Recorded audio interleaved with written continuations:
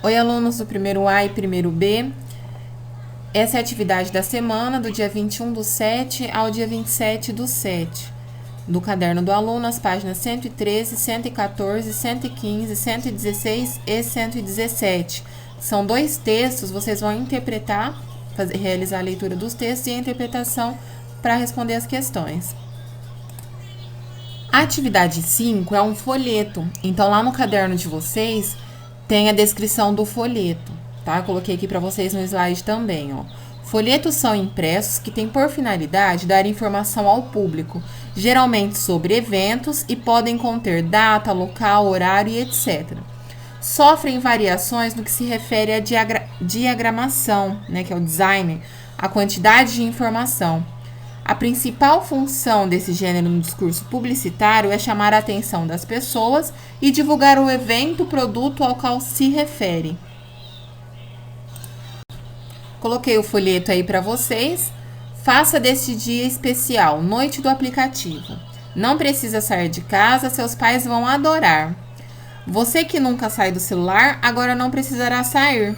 Regras da festa: não xingar ou brigar com os membros, não escrever ou falar palavras de baixo calão, áudio liberado, nudes proibido, chamar no PV liberado.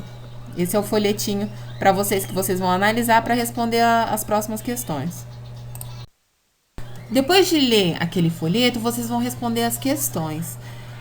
Primeira, qual é o objetivo do conteúdo do folheto? Qual a finalidade desse folheto? Qual o objetivo principal da publicidade dele?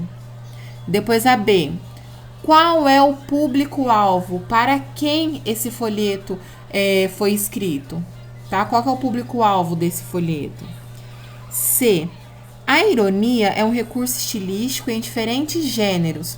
Pode-se dizer que há ironia no folheto? O que é ironia, pessoal? Quando a gente fala alguma coisa, mas na verdade a gente não quer dizer aquilo que a gente fala, a gente quer dizer o oposto. Então, tem uma ironia ali naquele folheto? Vocês vão responder se sim ou não e comentar. D, há palavras ou outros sinais comuns ao universo virtual? Escreva quais são e o objetivo de tais recursos expressivos no texto. Então, tem palavrinha ali que a gente só usa no universo virtual? Sim. Quais são essas palavras? Vocês vão colocar aí na resposta. E, de acordo com o texto, por que os pais vão adorar e não os jovens? Então, tem uma parte lá que eles falam, os pais vão adorar. O que vocês acham, de acordo com o texto? Por que os pais vão adorar e não os jovens? Vocês vão responder na E. F, você participaria da festa divulgada no folheto? Vocês acharam o folheto chamativo? Vocês participariam? Pessoal, vocês vão colocar sim ou não e por quê? Justificar, tá? Depois a última. No texto, há características de linguagem prescritiva? Comprove com partes no folheto. Lá na atividade que eu mandei para vocês, eu coloquei até lá o que é gramática prescritiva ou linguagem prescritiva. É um tipo de linguagem que a gente só usa em determinado local, tá? Então, por exemplo, ali a gente está falando de um ambiente virtual. Tem uma linguagem prescritiva, uma linguagem que a gente só usa naquela ocasião? Sim ou não? Aí vocês vão comprovar com as partes do folheto, tá bom? Por último, na atividade 6, tem uma fábula, Dona Conceição e o Senhor Joaquim. Resumindo essa fábula, eu não coloquei para vocês porque o textinho é um pouco grande, mas resumindo, tem a Dona Conceição e o Senhor Joaquim. Ambos discutem quem veio primeiro, o ovo ou a galinha, tá? Então, cada um coloca os seus argumentos lá nessa fábula para comprovar aquilo que a tese dele, aquilo que eles acham. E aí vem as questões. A, qual a moral da história? O que é moral, pessoal? Qual é a mensagem que essa história nos passa? Ela está explícita no texto? A gente vê lá no texto, está escancarado no texto? A gente tem que interpretar para a gente entender essa moral? Ou ela está implícita? Tá? Vocês vão responder qual é a moral e se ela está explícita no texto ou se está implícita. A gente tem que interpretar para entender a moral da história, tá? Depois a B.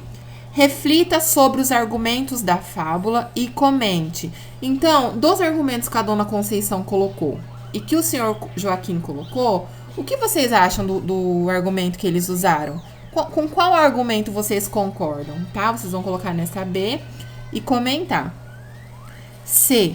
É possível indicar o lugar onde ocorrem os fatos? Então, dá para identificar no texto onde que acontece o lugar, onde acontece a história?